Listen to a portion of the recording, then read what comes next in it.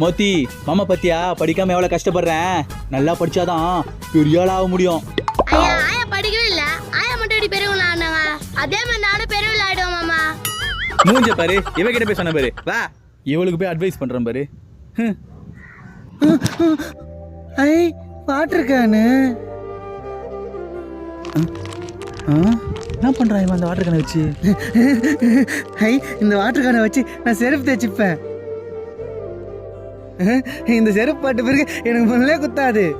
அடச்சே, ஒரு செருப்பு இல்லாம இவ்வளவு கஷ்டப்படுறாரு. ஐ செருப்பு ரெடி பண்ணிட்டேன். இனிமே எனக்கு காலில் முள்ளே குத்தாது. ப்ரோ என்ன நம்மளை பார்த்து இப்படி போய் போறாரு? இந்தாங்க ப்ரோ.